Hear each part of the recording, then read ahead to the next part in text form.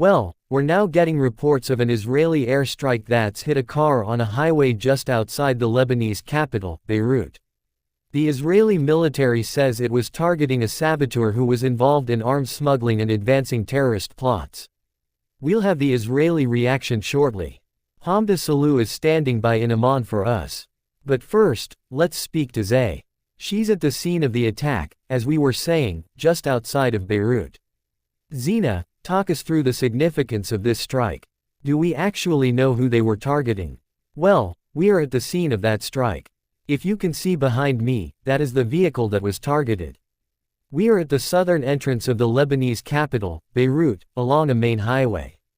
That Israeli drone strike, that apparent Israeli drone strike happening during rush hour while cars and people were making their way from Beirut towards southern areas.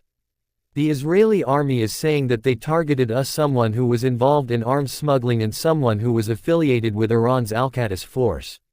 We do not have any independent confirmation, but the Lebanese Health Ministry says at least one person was killed in that vehicle. Forensic teams have arrived. These attacks are quite common despite the fact that there's a ceasefire in place since late November that put an end to hostilities between Hezbollah and Israel. But Israel carries out these strikes, most of them in southern Lebanon.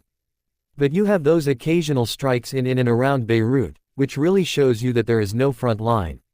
And this conflict between Israel and Hezbollah is far from over, and Israel also acting with little restraint. The Lebanese state want these attacks to stop, but the state has little leverage. Hezbollah too, if it does respond, it could trigger a harsh Israeli retaliation.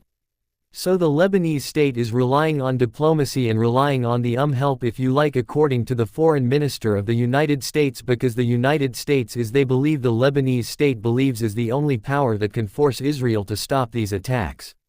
But the United States has put conditions on the table, and that is the full disarmament of Hezbollah, and the U.S. envoy is expected in Beirut to hear from the Lebanese authorities on whether they're going to do that.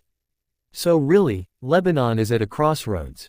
This conflict, yes, we don't see this wide-scale Israeli bombardment like we saw last year, targeting areas where Hezbollah has influence, but we see these attacks happening almost on a daily basis.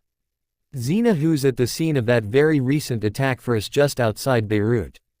Thank you very much, Zeina. Well, let's now cross to Hamdah Salhut in the Jordanian capital, Amman. She's there because the Israeli government has banned a laser from reporting inside Israel and the occupied West Bank. Hamdah, what more are you now hearing from the Israelis about what's happened here?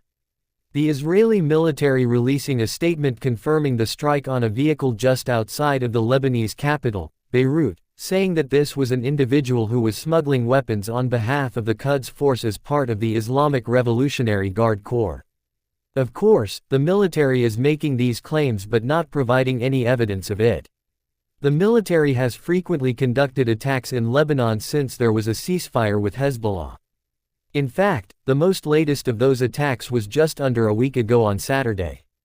But the military has also said previously, along with Israeli officials, the defense minister and the prime minister, who have said that they would act in any way, shape or form if they felt they were under any sort of threat. They said that they were going to constantly be what they say is enforcing the ceasefire against Iran. And the prime minister and his defense minister, Israel Katz, have said that they would target not just Iranian officials, but Iranian military personnel wherever they are across the region if they felt again that they were under any sort of threat. But it's still unclear exactly who the individual is and why the Israeli military chose to conduct this attack in broad daylight while there were a lot of other vehicles around on a pretty busy highway. But the army is saying that this person was involved in weapon smuggling, but again no sort of information given by the military to back that up. Hamdah Salhut there with the latest for us from the Jordanian capital, man. Thank you, Ham. Make sure to subscribe to our channel to get the latest news from Al Azhar.